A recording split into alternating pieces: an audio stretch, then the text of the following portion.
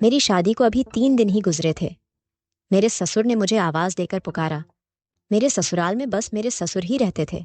और मेरे पति ने शादी के बाद मुझे खास तौर पर कहा था कि मेरे पापा को गुस्सा बहुत आता है। उन्हें कभी भी किसी बात से इनकार मत करना, वरना वह गुस्से में पागल हो जाते हैं। और 3 दिन से मैं भी यही देख रही थी। जब भी वह मेरे पति अतुल को एक आवाज देते, तो मेरे पति की तो जैसे रंगत थी उड़ जाती थी। एकदम से घबराहट सी होती और फट से वह कमरे से बाहर निकल जाते थे। अपने पति की बदहवासी देखकर मेरे दिल में भी ससुर का बड़ा रौब था।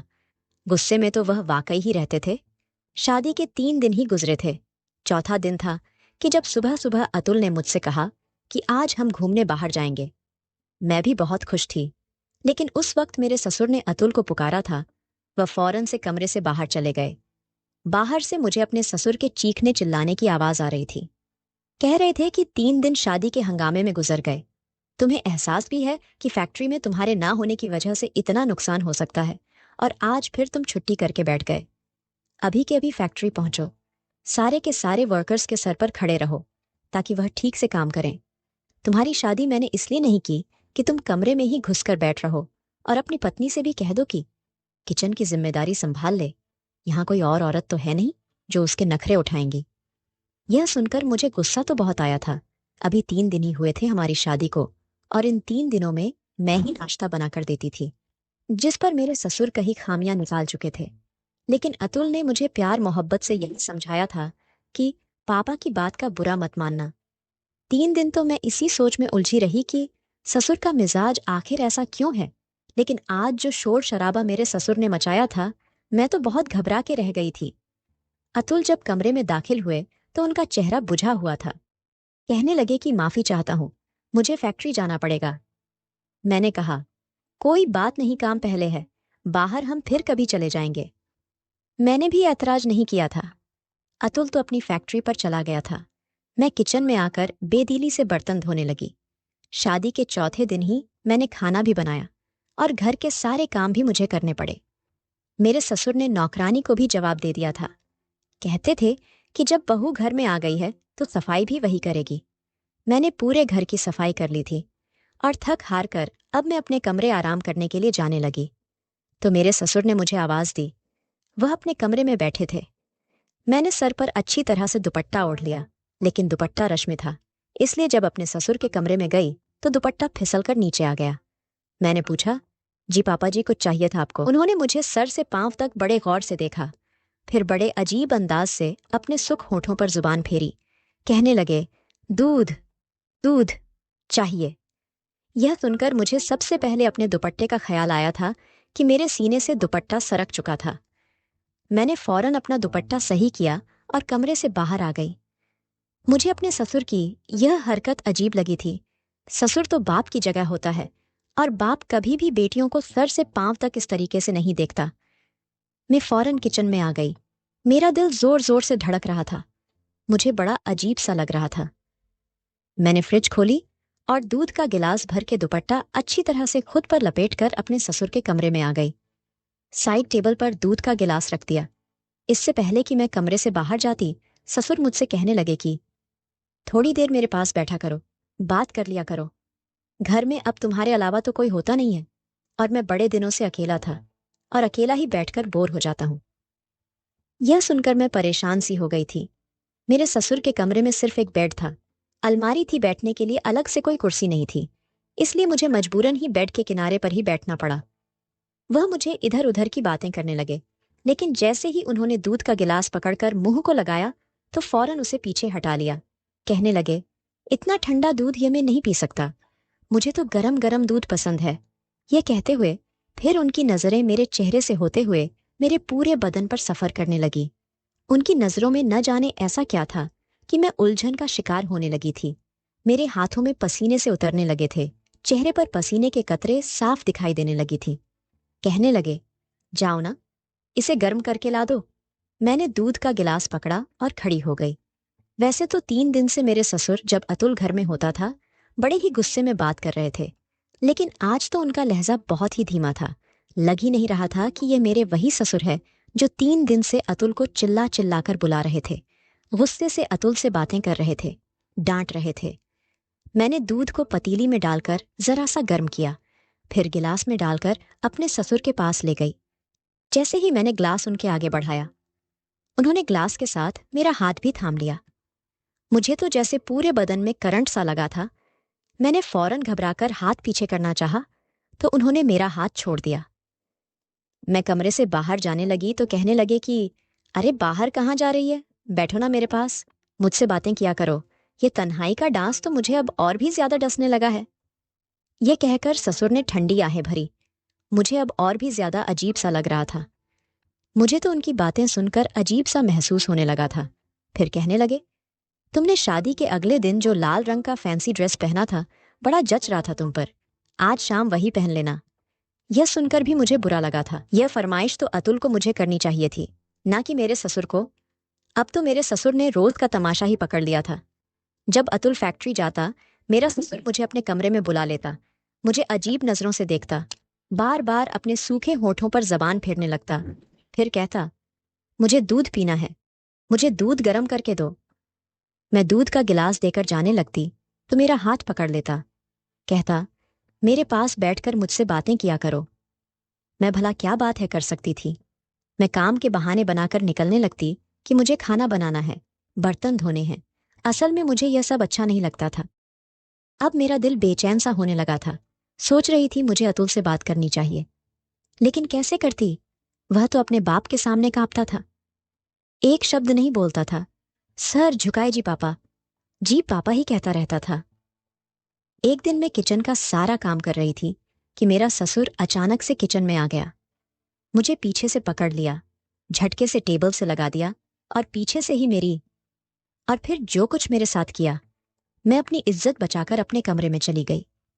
अपने कमरे का दरवाजा भी बंद कर दिया, कुंडी लगा दी, बेड पर बैठ गई। बेचैनी मुझ पर बुरी तरह से सवार रही थी। मेरा पूरा वजूद कांप रहा था। मैं सोच भी नहीं सकती थी कि मेरा ससुर मेरे साथ ऐसी भी कोई हरकत कर सकता है। मेरी आंखों से आंसू बहने लगे थे। मैं सोच चुकी थी कि मैं अतुल से बात करूंगी। मैंने पूरा दिन कोई काम नहीं किया था, अपने आप को कमरे में बंद कर चुकी थी। कई बार मेरा ससुर मेरे कमरे का दरवाजा खटखटा चुका था कि उसे भूख लगी है, मैं उसे खाना दूं, लेकिन मैंने उसे कुछ नहीं दिया। मेरी जगह कोई भी होता तो यही सब कुछ करती, जो कि मैंने किया था। रात को मेरा दरवाजा जोर से खटखटाया गया था। अतुल थे। कहने लगे, कांचन दरवाजा खोलो। यह क्या बदतमीजी है, क्यों तुम सुबह से दरवाजा बंद किए कमरे में बैठी हो। अतुल की आवाज सुनकर ही मैंने दरवाजा खोला था। जैसे ही मैंने दरवाजा खोला तो दोनों बाप बेटे मुझे गुस्से से देख रहे थे। कहने लगे, तुम्हें जरा भी एहसास और शर्म नहीं है। मेरा बाप सुबह से भूखा बेटा हुआ है और तुमने इन्हें रोटी तक नहीं दी। इन्हें शुगर की बीमारी है, अगर उनकी तबीयत खराब हो जाती तो इसकी जिम्मेदार कौन होता। मैंने कहा कि मैं उनकी जिम्मेदारी नहीं संभाल सकती, बेहतर है कि आप कोई और इंतजाम कर लीजिए। मेरा यह कहना था कि अतुल गुस्से से भड़क उठा। कहने लगा, यह क्या बदतमीजी है। पीछे से मेरे ससुर कहने लगे, देख रहे हो तुम अभी शनिवार को 7 दिन नहीं हुए हैं और इसने अपने रंग भी दिखाने शुरू कर दिए हैं। मुझे पहले ही पता था कि यह लड़कियां शादी के बाद ऐसा ही करती है और अलग होने के सपने पहले ही आंखों में सजा लेती है। मेरा पति कहने लगा कि आज तो तुमने यह बात कह दी है, कांचन आइंदा से अगर कहा तो हाथ में तलाक का पेपर पकड़कर तुम्हें विदा कर दूंगा। यह सुनना था कि मेरा रंग उड़ा था। मेरे पापा को पहले ही 6 बेटियां थीं और वह शरीफ इंसान थे। बड़ी मुश्किल से ही दहेज इकट्ठा करके एक एक बेटी की शादी कर रहे थे।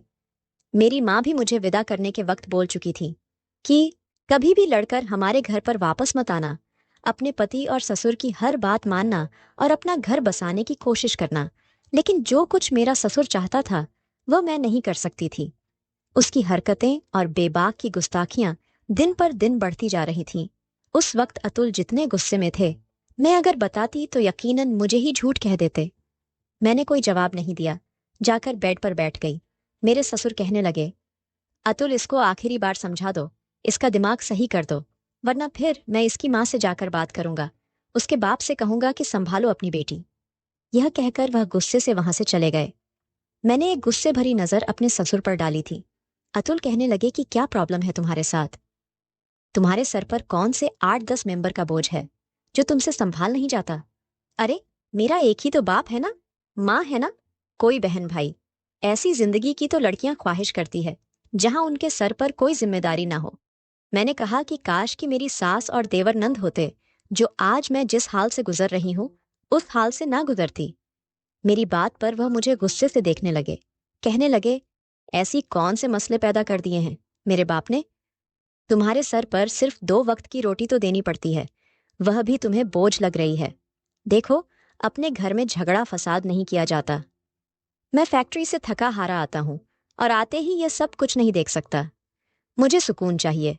मैंने शादी सुकून हासिल करने के लिए की है, ना कि यह फसाद झगड़ा देखने के लिए। मैंने कहा कि अतुल ऐसा करो, अपने पापा की शादी करवा दो। मेरा यह कहना था कि एक जोरदार थप्पड़ अतुल ने मेरे मुंह पर मारा था। कहने लगे, शर्म नहीं आती तुम्हें? ऐसी बातें करते हुए, यह बाप की उम्र है शादी की। क्या मेरे बाप की 2 रोटियां भी तुम पर इतनी बोझ बन गई है जो तुम्हें पकाना भारी पड़ रहा है? मैंने कहा, तुम मेरी बात नहीं समझ रहे हो। वह कहने लगा, यह कौन सी बात है जिसे मैं समझूं? बेतुकी सी बात है। मेरे बाप की उम्र 60 साल है, कंबर में पांव है, शुगर ब्लड प्रेशर के मरीज है। और तुम चाहती हो इस उम्र में मेरा बाप एक औरत की जिम्मेदारी संभाले? अब मैं इन्हें क्या बताती कि उनका बाप अपने ही बेटे की पत्नी पर नजर रखे हुए हैं। मैंने कहा कि आप शादी करवा दे, मैं आपके बाप और माँ दोनों को संभाल लूंगी। मेरी बात पर वह अजीब सी हंसी हंसा और कहने लगा कि एक मेरे बाप की तो 2 रोटियां तुमसे पकाई नहीं जा रही और तुम मेरे सौतेली माँ को संभाल लोगी। ये घर और बिजनेस फैक्ट्री सब मेरे बाप के नाम है। अगर कोई उनकी पत्नी की हैसियत से आ गई तो सब कुछ अपने कब्जे में ले लेगी, मुझे और तुम्हें इस घर से धक्के मारकर निकाल देगी। पापा के गुस्से से तुम अच्छी तरह से वाकिफ हो। जब गुस्से में आते हैं तो किसी का लिहाज नहीं करते। मैं भी चुपचाप पापा की सुनता हूं। अब दोबारा से पापा की शादी का नाम मत लेना। यह कहकर वह कमरे से बाहर निकल गए।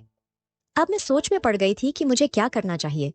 मैं अपने ससुर की इस तरह की हरकतें बर्दाश्त नहीं कर सकती थी और मायके जाने का मतलब था कि मैं अपना घर बर्बाद कर बैठती। हम लड़कियां भी कितनी मजबूर होती हैं।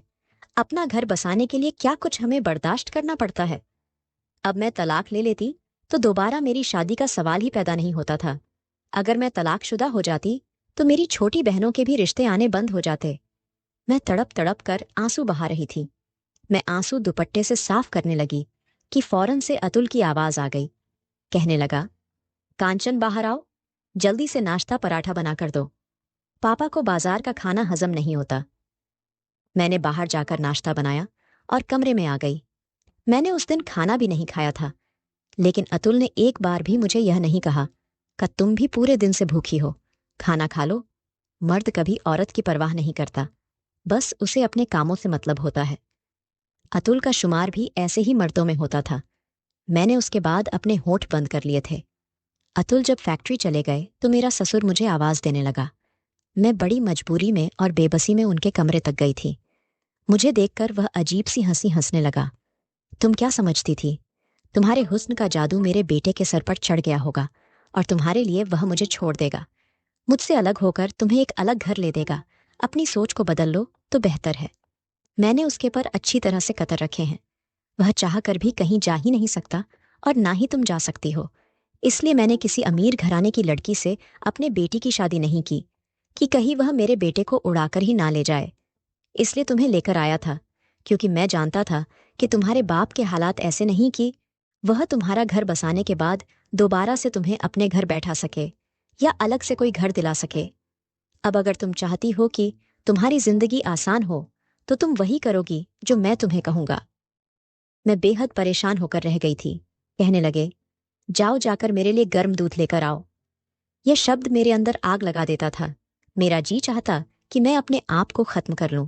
ऐसी गंदी और बेइज्जत भरी जिंदगी मुझसे बर्दाश्त नहीं हो रही थी।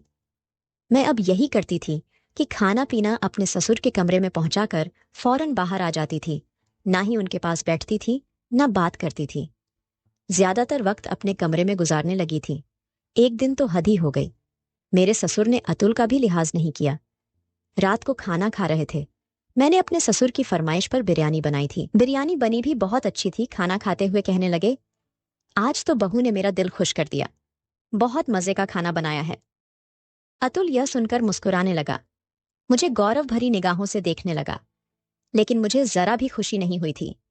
फिर जब से मेरे ससुर ने 3,000 रुपए निकाले और मेरे तरफ बढ़ाए, कहने लगा, यह लो, तुम्हारा इनाम है, इसे रख लो। लेकिन मैं इनकार कर दिया। मैंने कहा, मैं अपना फर्ज निभा रही हूं, मुझे यह नहीं चाहिए। मेरा इनकार करना था कि अतुल मुझे घूरने लगा। कहने लगा, पापा अपनी खुशी से दे रहे हैं, इनकार नहीं करते, रख लो। ना चाहते हुए भी मैंने 3,000 रुपये पकड़ लिए। मैं बर्तन उठाने के लिए जैसे ही खड़ी हुई तो मेरा ससुर भी खड़ा हो गया। मेरी तरफ बढ़कर मुझे अपने गले लगा लिया और मेरे माथे पर चूम लिया। मैं तो यूं थी कि जैसे पत्थर की मूर्ति बन गई थी। कहने लगा, मैं तुम्हारे बदले हुए रवैया पर बहुत खुश हूं। ऐसे ही रहोगी तो बहुत जल्द मेरे दिल में जगह बना लोगी। यह कहकर वह अपने कमरे में चले गए। मैं अतुल को देख रही थी, जिसके चेहरे पर कोई भी असर नहीं था, लेकिन मुझे यह चीज बहुत बुरी लगी। मैंने कहा कि पापा का यह कौन सा तरीका है? मैं उनकी सगी बेटी नहीं हूं। उनको मुझसे दूरी रखकर बात करनी चाहिए। उनका क्या हक बनता है मुझे अपने सीने से लगाने का? ईश्वर ने भी तो एक उम्र के बाद बाप और बेटी को भी दूरी रखने के लिए कहा है, और माँ बेटे को भी। मेरी इस बात पर अतुल भड़क उठे। कहने लगे, तुम इतनी छोटी सोच की मालिक हो सकती हो, मैंने कभी सोचा नहीं था। मेरा बाप तुम्हें अपनी बेटी समझता है। क्या हुआ जो उसने तुम्हें जरा सा हाथ लगा दिया, तुम्हारे सर पर प्यार कर लिया? अजीब लड़की हो तुम। बजाय पापा के दिल में जगह बनाने के, तुम हर बात पर ऐतराज करती हो। वह धीमे लहजे में मुझे घूर कर बोल रहा था। कहने लगा, शुक्र करो कि पापा ने यह बातें नहीं सुन ली, वरना बहुत ही मुसीबत बढ़ जाती मेरे सर पर। फिर उंगली उठाकर मुझे चेतावनी देने लगा। कहने लगा, मैं तुम्हें आखिरी बार समझा रहा हूं कांचन, अपना रवैया पापा से ठीक रखा करो।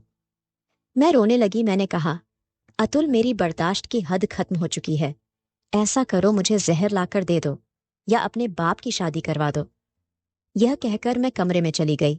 कुछ देर बाद ही बाहर डोर बेल बजी थी। फिर बाहर शोर की आवाज आने लगी। मैं कमरे से बाहर आई तो मुझे पता चला कि मेरा एक देवर भी है, जो सूदी में एजुकेशन हासिल करने गया था और वह वापस आ चुका है। वह भी अपनी पत्नी के साथ। मेरे देवर ने वही शादी कर ली थी और मेरा ससुर उससे नाराज था, इसलिए उसे घर आने की इजाजत नहीं दी थी। और ना ही इस बात का हमें कुछ मालूम था कि अतुल का कोई भाई भी है। मैं उन दोनों पति पत्नी को देखकर हैरान थी। मेरे ससुर अभी भी गुस्से में खड़े थे। कहने लगे, अगर अपनी मर्जी से शादी की थी तो फिर उसे यहां वापस क्यों लाए हो? वहीं रहते। वह हाथ जोड़कर माफी मांगने लगा। फिर अतुल ने भी कहा कि पापा गुस्सा जाने दीजिए, जो होना था वह हो चुका है। सूरज को गले लगा लीजिए। बहरहाल अब मेरी देवरानी भी आ चुकी थी। काफी खूबसूरत सी दुबली पतली सी लड़की थी। मैं भी शुक्रगुजार थी कि अब घर में मैं अकेली नहीं।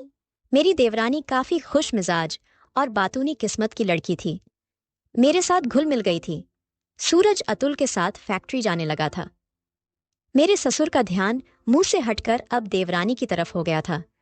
एक रात खाना खाने के दौरान कहने लगे कि अब मेरे सारे काम छोटी बहू करेगी। वह भी खुशी खुशी तैयार हो गई। कहने लगी, ठीक है पापा, आपको जो भी चाहिए होगा आप मुझे मांगा करें। सूरज भी यह सुनकर मुस्कुराने लगा। लेकिन कुछ दिन गुजरे थे कि एक बार मेरी देवरानी सुषमा जब ससुर के कमरे से बाहर आई तो बड़ी बदहवास से बार बार अपने चेहरे का पसीना पोंछ रही थी।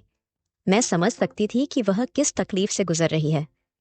वह किचन में जाकर चुपचाप बर्तन धोने लगी। मैंने पूछा, क्या हुआ? तो कहने लगी, मुझे पापा की आदतें बड़ी अजीब लगती है। अजीब नजरों से देखते हैं, कभी हाथ पकड़ लेते हैं, कभी झटके से गले लगा लेते हैं, कभी अपना अजीब सी बातें करते हैं, जिसे सुनकर मेरी कानों की लौ तक लाल हो जाती है। कहने लगी, मैं तो सूरज से बात करूंगी। वह तो कहते थे कि उसके पापा बहुत अच्छे हैं, लेकिन यह तो बात बात पर मुझे अपने करीब करते हैं, मुझे अपने पास लेने की कोशिश करते हैं। मुझे यह सब अच्छा नहीं लगता। मैंने कहा कि यह दोनों भाई कभी भी अपने बाप की बात नहीं टालेंगे। मैं भी इस तकलीफ से गुजर रही थी, लेकिन अतुल ने मेरी कभी नहीं सुनी। वह कहने लगी, लेकिन मैं तो सूरज से साफ कह दूंगी, अगर पापा ने यही बर्ताव रखा तो मैं उसे कहूंगी कि अलग घर ले। वही झगड़ा फिर से शुरू हुआ था जो कि मेरे और अतुल के बीच हो रहा था। सूरज कहने लगा कि मैं तुम्हारे साथ 2 साल बाहर देश अकेला ही रह चुका हूं। अब मेरे घर में तुम्हें 4 दिन पापा को रोटी क्या बनाकर देनी पड़ी? तुमने एक नया ड्रामा शुरू कर दिया है। वही बहस हुई जो अतुल के मेरे साथ होती थी। सुषमा डाइवोर्स मांगने लगी थी। उस रात अतुल जब कमरे में आया तो काफी चुप चुप सा था। मैंने कहा कि अतुल, अभी भी आप यही कहेंगे कि मैं गलत थी। जो शिकायत मुझे पापा से थी वही आज सुषमा को भी है। इसका मतलब कहीं ना कहीं तो पापा भी गलत है। मैं आपसे सच कह रही हूं, उन्हें एक पत्नी की जरूरत है। बेशक उनकी उम्र 65 साल की है। आप चाहते तो अपनी मम्मी की मृत्यु के कुछ साल बाद ही उनकी शादी करवा देते, ताकि वह हमें सच में बेटियां ही समझते। मेरी बात शायद अब अतुल के अक्ल में आई। एक बार उन्होंने पापा से दूसरी शादी के लिए कहा तो पहले तो वह नाराज हुए। कहने लगे, मैं इस उम्र में शादी करूंगा? क्या तुम लोगों का दिमाग खराब है? अतुल ने कहा कि एक विधवा औरत है, अगर आप सहारा देंगे तो इसमें कोई हर्ज की बात नहीं है। वह औरत भी 40-50 साल की है और भाइयों के मेहरबानियों पर बड़ी मुश्किल की जिंदगी गुजार रही है। पहले तो पापा ने नखरे दिखाए, लेकिन फिर 2-4 दिन बाद खुद ही कहने लगे कि ठीक है, मैं उससे शादी कर लेता हूँ। कुछ दिन में ही उसकी मेरे ससुर के साथ शादी हो गई थी और इससे यह फर्क पड़ा कि घर का माहौल काफी हद तक बेहतर हो चुका था। अतुल अब मुझे खुद कहते थे कि तुमने ठीक कहा था, पापा को एक पत्नी की ही जरूरत थी। मेरी नई सास ससुर का बहुत ख्याल रखती थी। अब मेरे ससुर की नजरें हम पर बेबाक सी नहीं उठती थी। हमारे समाज में यह चीज भी बहुत आम हो गई है कि अगर बाप की उम्र ज्यादा हो जाए तो औलाद उन्हें दूसरी शादी नहीं करने देती, और जिसकी वजह से ऐसी मुश्किलात का सामना आने वाली बहू को करना पड़ता है, जैसे कि मुझे और सुषमा को करना पड़ा था।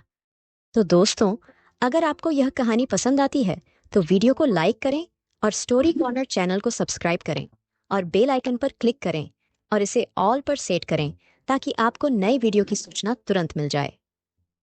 धन्यवाद। आसी बहुत ज़्यादा ही घबराई हुई थी और अर्नव के सीने से लगी हुई उसमें खोई हुई थी। खो तो अर्नव भी गया था। अब उसे बिलीव हो गया था कि अब आसी उसे छोड़कर कहीं नहीं जाने वाली है। वह चाहे कुछ भी हो जाए, आशी का हाथ पकड़े हुए उसे ऊपर से नीचे लेकर आता है। और सब लोग इस वक्त डाइनिंग टेबल पर बैठे हुए थे। सरोजनी जी और किशोर जी बस अर्नव को ही देख रहे थे। अर्नव आशी का चेयर पीछे करता है और उसे बैठने के लिए बोलता है। आशी अपने चेयर पर बैठ गई। उसके बाद अर्नव भी उसके सामने जाकर बैठ जाता है। अर्नव इस वक्त बहुत शांत था और कहने लगा, दादाजी, दादी माँ, मुझे आप लोगों से बहुत ही ज़रूरी बात करनी है। इतना कह करके वह शांत हो गया। सरोजनी जी कहने लगी, क्या बात है बेटा, सब कुछ ठीक तो है ना? यह सुन करके अर्नव कहने लगा, हाँ दादी माँ, सब कुछ ठीक है, लेकिन मुझे कुछ ज़रूरी बात करनी है। और वह वही बात बताता है जो कि कुछ देर पहले आशी को बताया था, क्योंकि उसके अंकल आंटी उसे ढूंढते हुए मुंबई तक पहुंच चुके हैं। यह सुनकर के किशोर जी कहने लगे, कोई बात नहीं, घबराने वाली कोई भी बात नहीं है, उन्हें ढूंढने दो, जितना ढूंढना है। वह लोग आशी का कुछ भी बिगाड़ नहीं सकते हैं और आशी तक पहुंचने से पहले वह लोगों को मैं यहाँ से विदा कर दूंगा। अर्नव ने यह कहा तो सरोजनी जी कहने लगी, अर्नव अपना ख्याल रखना। इतना कहकर सभी लोग ब्रेकफास्ट करने लगे थे। आरशी तो बस उन सब की बातों को सुने जा रही थी और वह डर भी रही थी कि कहीं उसके अंकल आंटी को कुछ हो ना जाए। और यह अर्नव भी समझ रहा था कि भले ही उसके अंकल आंटी उसके साथ कुछ भी किए हों, इतना बुरा बर्ताव, पर आरसी उन लोगों के बारे में गलत कभी नहीं सोच सकती थी। पर अर्नव भी उन लोगों के साथ कुछ नहीं करने वाला था। वह तो बस यहाँ से उन लोगों को रफू चक्कर कर देना चाहता था ताकि वह लोग आशी तक ना पहुँचे। आशी ब्रेकफास्ट करने के बाद कहने लगी, चले मधु कॉलेज। तभी अर्नव कहने लगा, मैं भी चलता हूँ, उधर से ही मैं ड्रॉप कर दूँगा और मैं ही लेकर आऊँगा। जब भी आप दोनों का कॉलेज ख़त्म हो जाए तो मुझे कॉल कर देना आप लोग। इतना सुनकर के मधु कहने लगी, ओके भाई। और वह दोनों बाहर चली जाती हैं। अर्नव किशोर जी से कहने लगा, दादाजी, मुझे इस वक्त आशी की बहुत टेंशन हो रही है। सरोजनी जी और किशोर जी अर्नव को बहुत अच्छे से समझ रहे थे। वह आशी को लेकर कितना फ़िक्रमंद है। आज तक तो कभी इतना किसी का फ़िक्र किया ही नहीं अपने फैमिली के अलावा। वह तो बाहर से ही सारी मामले को रफा दफा कर देता था। पर आज आशी को लेकर के पता नहीं उसे क्या हो गया था, इतना घबराया जा रहा था। किशोर जी कहने लगे, तुम फिक्र नहीं करो, सब कुछ ठीक हो जाएगा और आशी को कुछ भी नहीं होगा। वह लोगों की परछाई भी आशी तक नहीं पहुंचेगी। मैं अभी कॉल करता हूं और बात करता हूं। और सरोजनी जी भी अर्णव के सर पर हाथ रखकर कहती हैं घबराने की कोई बात नहीं है बच्चा, सब कुछ ठीक हो जाएगा। अर्णव भी किशोर जी और सरोजनी जी से कहने लगा, अच्छा ठीक है, मैं चलता हूँ। और वह बाहर आकर देखा कि वह दोनों कार के पास खड़ी हैं। दूर जाने का ख्याल मन बेचैन कर देता है। यह प्यार का दर्द भरा मीठा एहसास है, अगर मुझे है तो तुझे भी कहीं न कहीं हो रहा होगा। अब आशी की ज़िंदगी में मम्मी पापा और भाई के जाने के बाद तो मुश्किल से उसने इतना प्यार करने वाला परिवार मिला था जो वो खोना नहीं चाहती थी। बुरे समय में यही परिवार उसका सहारा बना था। वह उनके एहसान को तो चुका तो नहीं सकती थी, पर कम से कम तकलीफ़ देने से बचा तो सकती थी। उसे समझ नहीं आ रहा था कि वह क्या करे। अब उसके हाथ में कुछ नहीं था। मधु की आवाज़ से अपने ख्यालों की दुनिया से बाहर निकली। मधु, आशी चलो वरना कॉलेज के लिए देर हो जाएगा। तभी अर्णव उसका हाथ पकड़ के कहता है, चले।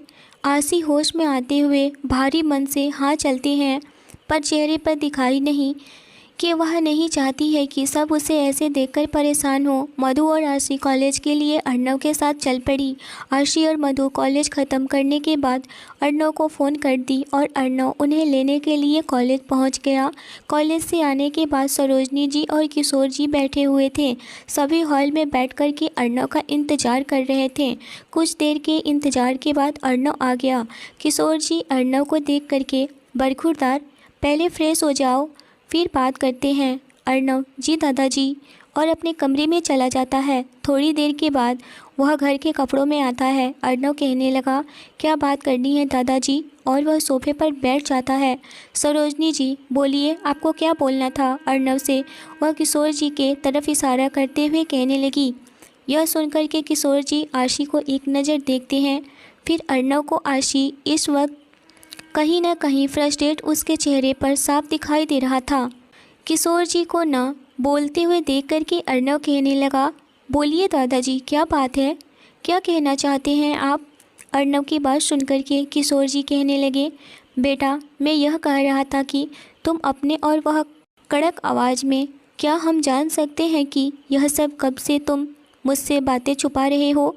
सब लोग सुनकर के चौंक गए। वह कहने लगे, कल तुम दोनों की इंगेजमेंट है, पर कल तुम दोनों की इंगेजमेंट नहीं हो सकती है। अर्णव, तुमको पता है ना कि मेरे दोस्त की पोती आज भी तुम्हारा इंतज़ार कर रही है, पर तुम हो कि। और यह सारी बातें किशोर जी बहुत ही कड़क आवाज़ में कह रहे थे।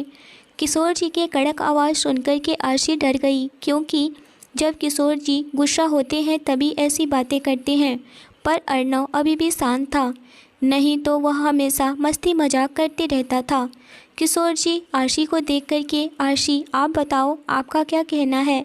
जो लड़की बचपन से ही अर्णव के सपने देख रही है और अर्णव उसके सपने को तोड़ रहा है, क्या आप इस बात को सही कहेंगे या फिर गलत, आप बताइए। इतना सुनकर के आशी पूरी तरह से डर गई थी। मधु भी किशोर जी से डर गई और आशी के बाजू को ज़ोर से पकड़ ली।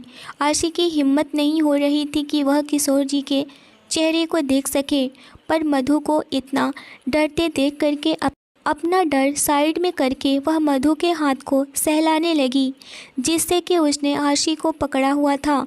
अब आशी थोड़ा शांत हो गई थी। आशी को मधु की उतनी फिक्र करते सब देख रहे थे। किशोर जी के चेहरे पर मुस्कुराहट आ गई, पर ना आशी देखी और ना ही मधु ने देखा। दोनों सर नीचे करके बैठी थी। किशोर जी मुस्कान छिपाकर इस बार और सख्त आवाज़ में, आशी, हम आपसे कुछ जानना चाहते हैं, हाँ या ना, आप बता रही हैं। आशी को समझ नहीं आ रहा था कि वह उन्हें कैसे बताए। वह अभी भी सर नीचे करके बैठी थी। उसके आंखों में एक बूंद आंसू गाल पर लुढ़क गए। सरोजनी जी यह देख करके किशोर जी को डांटते हुए, बस कीजिए, आप दोनों बच्चियों को डरा दिया। फिर वह मधु और आशी के पास आकर दोनों के सर पर हाथ रख के कहने लगी, आप दोनों को डरने की ज़रूरत नहीं है, यह सब मजाक कर रहे हैं दोनों। सरोजनी जी की बात सुनकर के सिर उठाकर उन्हें देखने लगी। तभी किशोर जी हंसते हुए कहने लगे, कैसी लगी मेरी एक्टिंग, सुपरस्टार जैसी थी ना। आशी की आंखों में तो आंसू बहने लगे थे। किशोर जी आशी के आंसू देख कर के उसके पास आकर उसके सिर पर हाथ रखते हुए कहने लगे, सॉरी बेटा, हमें नहीं पता था कि आप इतना डर जाएंगी। आशी उनके सीने से जा लगती है और रोने लगती है। किशोर जी उसके सर को सहलाने लगे थे। आशी उनके सीने से लगे हुए रोते हुए कहने लगी, दादाजी, हम बहुत डर गए थे। अगर आपको हम अर्नव जी के लिए पसंद नहीं है तो कोई बात नहीं है, पर आप सब हमसे नाराज़ होकर के हमें छोड़कर मत जाइएगा, हम जी नहीं पाएंगे। यह सुनकर के अर्नव के दिल में एक टीस सी उठी। आशी के मरने की बात सुनकर उसके आंखों में बेचैनी साफ दिख रही थी। किशोर जी आशी का चेहरा अपने हाथों में लेकर, आपको किसने कहा कि हम आपको पसंद नहीं करते हैं? हम आपको बहुत पसंद करते हैं और आपकी शादी अर्नव से ही होगी, वह भी अगले हफ्ते। और उसके माथे को चूम लेते हैं और सरोजनी जी उसके सर पर हाथ रखकर, हाँ आशी बेटा, हमें कोई एतराज़ नहीं है, आप तो हमारी बेटी हैं। हम आपको बता नहीं सकते हैं हम कितने खुश हैं आप दोनों के लिए, पर हम आपसे नाराज़ हैं कि आपने हमें एक बार भी नहीं कहा कि कल हमारी इंगेजमेंट है दादी माँ और हमें शॉपिंग करनी है। यह बात आपको कहनी चाहिए हम लोगों से, पर आपने कुछ नहीं कहा। आशी उन्हें गले लगाकर, सॉरी दादी माँ, हमें समझ नहीं आ रहा था। अर्नव जी भी नहीं थे, मैं थोड़ी डिस्टर्ब हो गई थी। फिर अर्नव खड़े होकर कहने लगा, इसमें डिस्टर्ब की क्या बात है? हम अपने डिज़ाइनर को घर पर ही बुलाकर कपड़े डिज़ाइन करने के लिए कह दिया, वह आता ही होगा। सुबह तक आपके कपड़े आ जाएंगे। और रही बात सारी तैयारी करने की, तो उसकी आपकी फ़िक्र करने की ज़रूरत नहीं है, मैं हूँ ना। सरोजनी जी उससे अलग होकर के कहने लगी, नाराज़ तो हम अभी भी हैं। यह सुनकर आशी परेशान हो गई। सरोजनी जी मुस्कुराते हुए, पर इस बात से कि आपने यह सोच कैसे लिया कि हम आपको छोड़कर चले जाएंगे, और आइंदा से कभी मरने की बात मत कीजिएगा। आशी मुस्कुरा देती है। आज वह बहुत खुश थी कि इस शादी के लिए सरोजनी जी और किशोर जी पूरे दिल के साथ में आशी को एक्सेप्ट कर लिए थे। मधु मुँह बनाते हुए, हम भी नाराज़ हैं। सब उसकी बात सुनकर के उसे देखने लगे। मधु सबको अपनी ओर देखकर, पता है हम कितना डर गए थे दादाजी, मैं आपसे बात नहीं करूँगी, और मुँह फुला ली।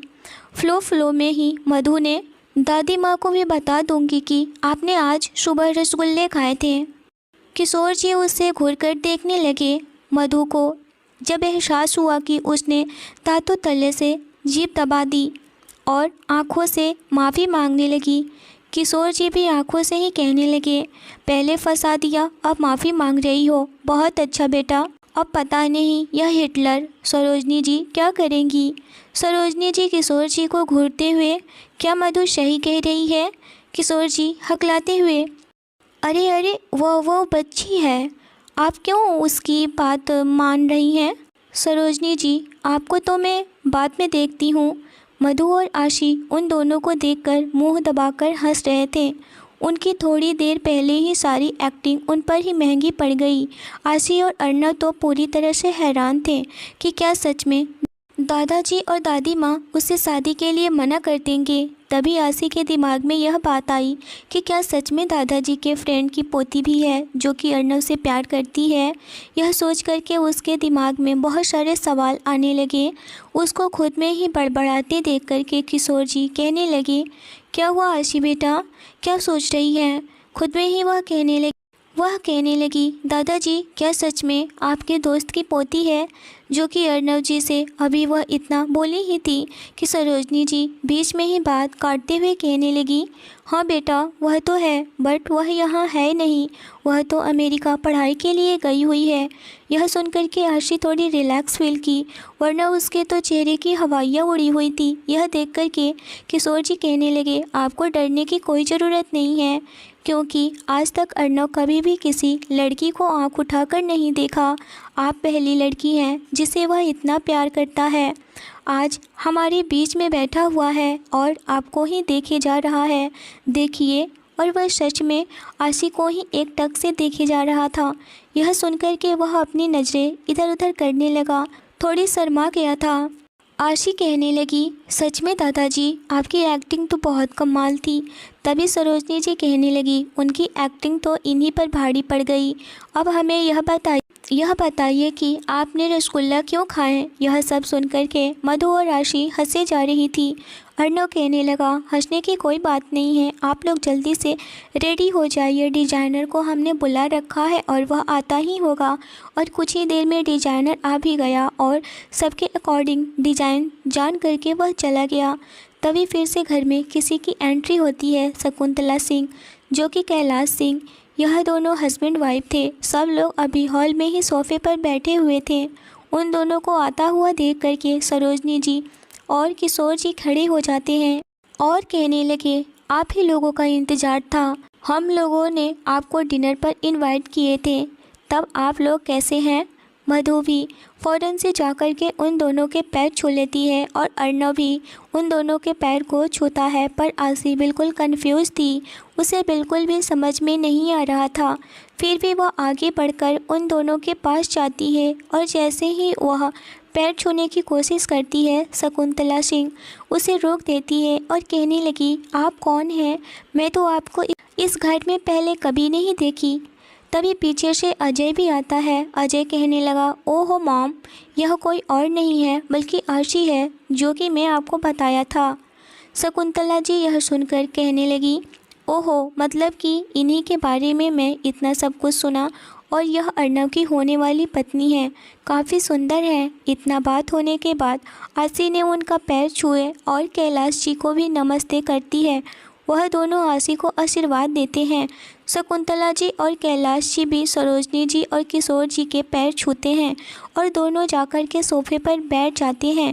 शकुंतला जी कहने लगी, आशी बेटा आइए हमारे पास बैठिए, हमें आपसे कुछ बात करनी है। आशी सरोजनी जी के तरफ देखने लगी थी। सरोजनी जी की नज़रों के इशारे से आशी को उनके पास बैठने के लिए हामी भर देती है। यह देखकर अर्णव काफ़ी ज़्यादा ही खुश होता है कि आशी सच में बहुत अच्छी वाइफी बनेगी, क्योंकि उसने दादी माँ की इजाज़त जो ली और वह जाकर के शकुंतला जी के पास सोफे पर बैठ गई। वही सरोजनी जी भी बैठी हुई थी। उधर अजय आशी को कहने लगा, कैसी है आशी माय सिस्टर। आशी कहने लगी, मैं ठीक हूँ भाई, आपसे मैं बहुत नाराज़ हूँ। तभी अजय कहने लगा, पर क्यों, मुझसे नाराज़ क्यों हैं। तभी कुछ सोचकर कहने लगा, अच्छा, मैंने कहा था कि आप मेरी सिस्टर बन गई हैं तो आप मुझसे लड़ाई कर सकती हैं, तो कहीं इस वजह से तो नहीं। आशी कहने लगी, जी नहीं, वजह कुछ और है। पहले आप सोचिए, आपने मुझे बहुत कुछ छिपा रखा है ताकि मैं आपसे कुछ कह ना सकूं। इतना सुनकर अजय मधु की तरफ देखने लगा और वह समझ गया मधु ने ही कुछ आशी को बताया होगा। शायद उसे इस वक्त याद नहीं आ रहा है, तो मधु के पास आकर कहने लगा, मधु माय क्यूटी, आपने आशी से क्या कहा है। मधु, मैंने तो कुछ नहीं बताया, बस यही बताई कि आपकी बहुत जल्द शादी होने वाली है, आपकी एक गर्लफ्रेंड भी है और वह बहुत ही अच्छी है। यह सुनकर के सभी लोग वहाँ पर हंस पड़े। तभी शकुंतला जी कहने लगी, बेटा आप सच में बहुत ही खूबसूरत हो और दिल की भी बहुत अच्छी हो। मैं जितना तारीफ़ आपके बारे में सुना है वह आज देखकर ऐसा लग रहा है वह तारीफ़ भी कम है। तभी कैलाश जी, हाँ यह बात तो सच है अर्णव, आपकी चॉइस तो बहुत ही अलग है। वैसे आपने इतना अच्छा कोहिनूर हीरा ढूंढा कहाँ। अजय कहने लगा, ढूंढा नहीं डैड, बहुत पापड़ बेलने पड़े हैं इसे। किशोर जी, जब किस्मत में हो तो वह चीज़ मिल ही जाती है और शायद अर्णव की ज़िंदगी में आशी ही है और हम लोगों के घर में आकर आशी चार चांद लगा दे। आशी यह सब सुनकर के बहुत ज़्यादा ही शर्माई जा रही थी और उसके गाल पूरी तरह से लाल हो गए थे। अर्णव उसे पूरी तरह से नोटिस कर रहा था और वह जान रहा था कि आशी इस वक्त बहुत ज़्यादा ही शर्मा रही है। शकुंतला जी कहने लगी, आशी बेटा आपकी मम्मी पापा क्या करते हैं, कहाँ रहते हैं। इतना सुनते ही सरोजनी जी किशोर जी की तरफ देखने लगी, फिर कहने लगी, माफ़ करिए, आशी के मम्मी पापा अब इस दुनिया में नहीं हैं। इतना सुनते ही शकुंतला जी कहने लगी, सॉरी माँ जी, मुझे नहीं पता था। सॉरी आशी बेटा, मेरा इरादा आपको चोट पहुँचाने का नहीं था। आशी, कोई बात नहीं है आंटी जी, आशी अभी बोली थी कि, और इस वजह से शकुंतला जी को कुछ एहसास हुआ, ऐसा लगा जैसे कि उसकी आवाज़ दिल को छू गया और उसकी आवाज़ कहीं न कहीं सुन रखी है। शकुंतला जी फिर सर को झटक दी और कहने लगी, अच्छा अब सच में आप मुझे गलत तो नहीं न समझ रही हैं। इतना सुनकर के अजय कहने लगा, मॉम आरसी बिल्कुल ऐसी नहीं है, आप गलत ना समझें।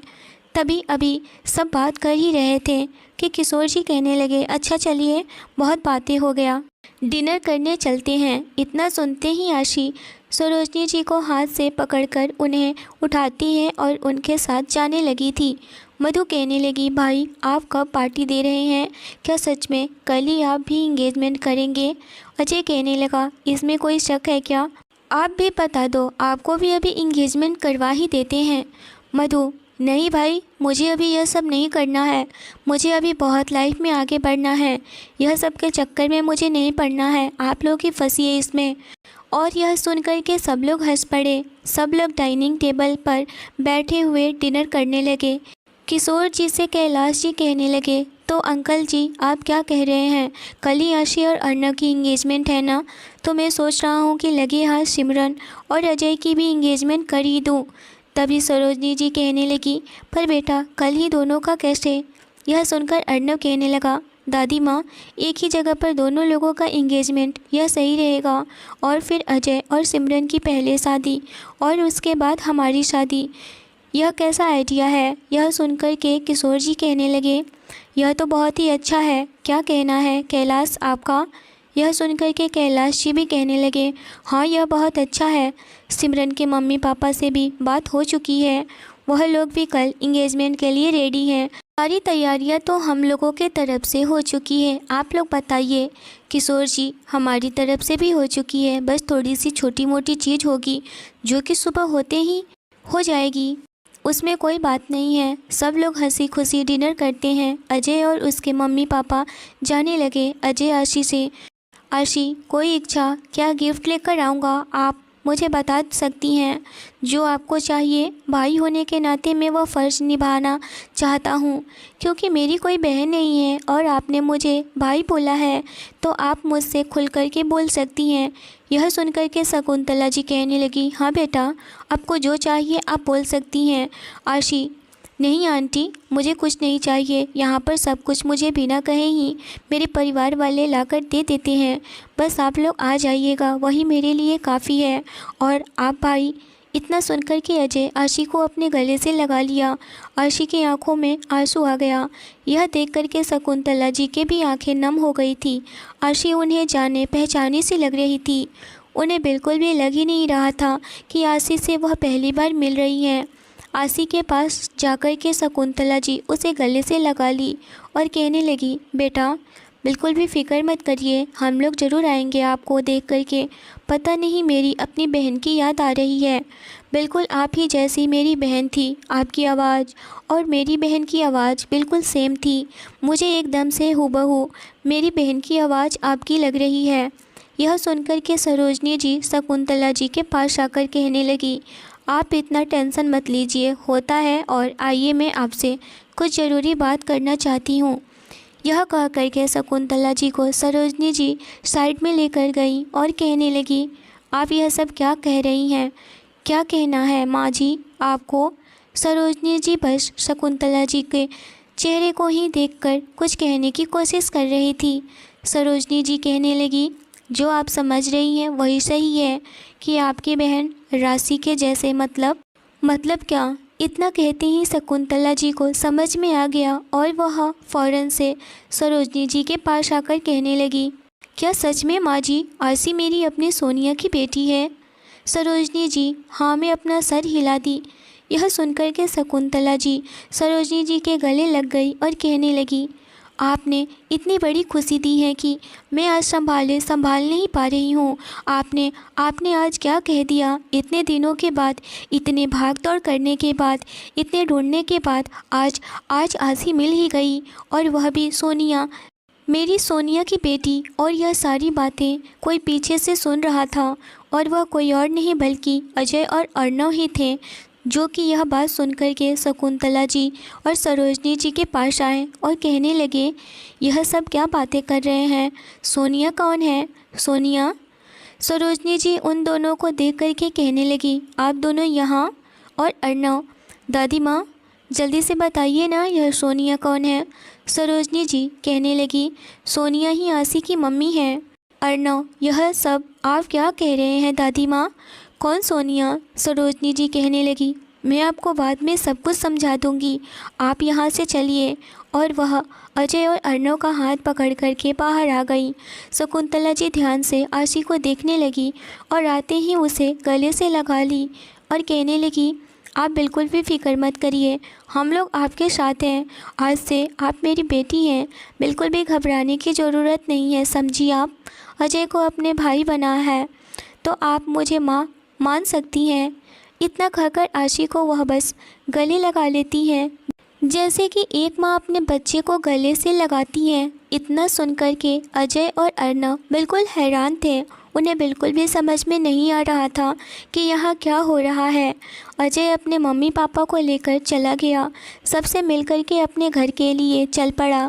वह रास्ते में अपनी माँ से पूछने लगा, मॉम यह सब क्या था? किस बारे में आप दोनों बातें कर रही थी? शकुंतला जी कहने लगी, चलो मैं आराम से घर पर बताती हूँ। पर अजय को कहाँ चैन मिल रहा था। वह तो जब तक न जाने तब तक उसे चैन ही नहीं आ रहा था। वह फ़ौरन से कहने लगा, प्लीज़ माँ आप बताइए ना मुझे। शकुंतला जी कहने लगी, आशी कोई और नहीं, मेरी सोनिया यानी कि तुम्हारी मौसी की लड़की है, और जाने अनजाने में ही तुम दोनों भाई बहन के रिश्ते को निभा रहे हो। यह सुनकर के अजय कहने लगा, सच में माँ? शकुंतला जी कहने लगी, हाँ बेटा। अजय यह सुनकर के बहुत ज़्यादा ही खुश हो रहा था। बात दरअसल उस समय की थी जब सोनिया और शकुंतला साथ में पड़े हुए थे, और जब उन दोनों की शादी का वक्त हुआ तो शकुंतला जी पड़ी थी और उनकी शादी कैलाश जी के साथ हो गई।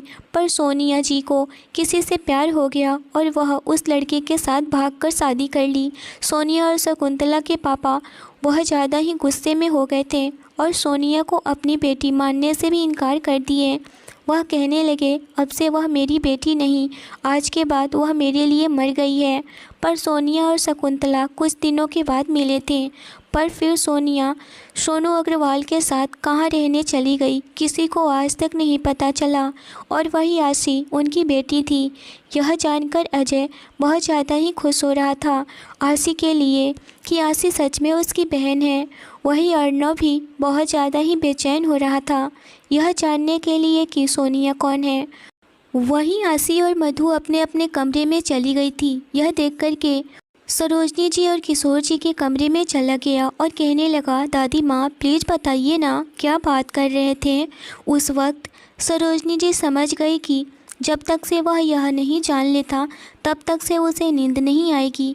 इसीलिए वह अर्नव को अपने साथ लेकर गई और उसे सोफे पर बैठा दी और कहने लगी, सुनो मेरी बात, यह बात अभी आशी को बिल्कुल भी पता नहीं चलनी चाहिए कि शकुंतला उसकी अपनी मौसी है, अजय उसका अपना भाई है। आशी के मम्मी पापा कोई और नहीं बल्कि सोनिया सिंह और सोनू अग्रवाल थे, जो कि उन दोनों में प्यार हो गया और वह दोनों भागकर शादी कर लिए, क्योंकि सोनिया के पापा बहुत ही गुस्से वाले थे। वह कभी भी इस रिश्ते के लिए नहीं मानते, जिस वजह से सोनिया सोनू के साथ भाग गई और फिर कहाँ चली गई किसी को भी पता नहीं था। और आज जब आशी को मैंने पहली बार देखी तो मैं इस वक्त सोच ली थी कि यह ज़रूर सोनिया की ही बेटी है। इसीलिए मैंने इन्हें बहुत प्यार और अपनापन दिया ताकि इन्हें बिल्कुल भी अपने माँ बाप की कमी महसूस ना हो। यह सुनकर कि अर्नव कहने लगा, मतलब कि अजय और आशी आज भाई बहन हैं? वह पहले से भी थे। सरोजनी जी कहने लगी, हाँ। यह जानकर अर्नव काफ़ी ज़्यादा ही खुश हो गया था कि आशी का तो सच में इस दुनिया में कोई तो है, और अजय ने उस दिन कहा था कि आशी मेरी बहन है और आज सच में वह हो भी गया। यह जानकर अर्नव आशी के लिए बहुत ज़्यादा ही खुश हो रहा था कि आशी की इतनी अच्छी फैमिली भी है। वह काफ़ी खुश था आशी के लिए। थोड़ी देर के बाद कहने लगा, दादी माँ आप आराम करिए, मैं भी जाता हूँ सोने। और उन्हें गुड नाइट बोलकर वह चला जाता है। उधर आशी अपने कमरे में टहल रही होती है। उसे नींद नहीं आ रही थी, पता नहीं क्यों वह बहुत ज़्यादा ही नर्वस हो रही थी। जब अर्नव आ रहा था तो देखा आशी के कमरे की लाइट जल रही है। वह आशी का दरवाज़ा खोलने की कोशिश करता है पर दरवाज़ा लॉक था। आशी को जब पता चला कि कोई दरवाजे पर है तो वह दरवाजे के पास आकर दरवाज़ा खोल दी। जब यह देखी कि अर्नव है तो वह घबरा गई और कहने लगी, आप यहाँ जाइए, सो जाइए, काफ़ी रात हो गई है। यह सुनकर के अर्नव कहने लगा, फिर आप क्यों जगी हैं? आप भी सो जाइए ना, कल बहुत ही हमारे लिए स्पेशल दिन है और फिर आप सोएंगी नहीं तो डार्क सर्कल आ जाएंगे। इतना सुनकर के आशी कहने लगी, हाँ पर पता नहीं क्यों मुझे नींद नहीं आ रही है। आशी की बात सुनकर अर्नव दरवाजे को थोड़ा सा और खोलता है और उसके रूम में चला जाता है, जो कि आशी को बिल्कुल भी पता नहीं चलता है। वह बातों ही बातों में दरवाज़ा बंद भी कर देता है और कहता है, आ जाइए, मैं आपको सुला देता हूँ। यह कह कर के आशी को अपनी गोद में उठा लिया और उसे बेड पर लेकर गया और उसे लेटा दिया और कहने लगा, आप बताइए आपको नींद क्यों नहीं आ रही है? मैं आपके लिए लोरी सुना दूँ? इतना सुनकर आशी हंसने लगी और कहने लगी, लोरी आप गाती हैं क्या? अर्नव, नहीं गाता हूँ। तो नहीं गाता तो नहीं हूँ, पर आप कहेंगी तो मैं सुना भी दूँगा, इंटरनेट से सुनकर। इतना सुनकर आशी खिलखिलाकर हंस पड़ी और कहने लगी, रहने दीजिए, मैं ऐसे ही सो लूँगी, आपकी लोरी की ज़रूरत नहीं है मुझे। यह सुनकर अर्नव कहने लगा, आपने क्या कह दिया? मेरे ईगो को हर्ट हो गया। आशी, ईगो हर्ट हो गया है तो आप चले जाइए ना अपने कमरे में सोने, क्योंकि मैं बहुत कल के लिए नर्वस हूँ, मुझे पता नहीं क्या फ़ील हो रहा है। इतना सुनकर अर्नव कहने लगा, आप क्यों नर्वस हो रही हैं? नर्वस तो मुझे होना चाहिए, क्योंकि आप तो बहुत ज़्यादा ही अच्छी हैं हर चीज़ में, पर समझ में तो मुझे नहीं आता है, मैं कैसे संभालूँगा आपको? आशी, इसमें संभालना क्या है? तभी अर्नव उसके ऊपर झुककर, अब बताइए आप मुझे संभाल लेंगी? इतना कहकर उसके गाल पर किस कर लिया। यह फील करके आशी अपनी आंखें बंद कर ली और कहने लगी, प्लीज़ आप चले जाइए ना, मुझे तंग मत करिए ना। आगे की स्टोरी नेक्स्ट एपिसोड में आएगी। कहानी अच्छी लगी हो तो लाइक और सब्सक्राइब जरूर करिए। मिलते हैं एक नई इंटरेस्टिंग एपिसोड में। Thanks for watching.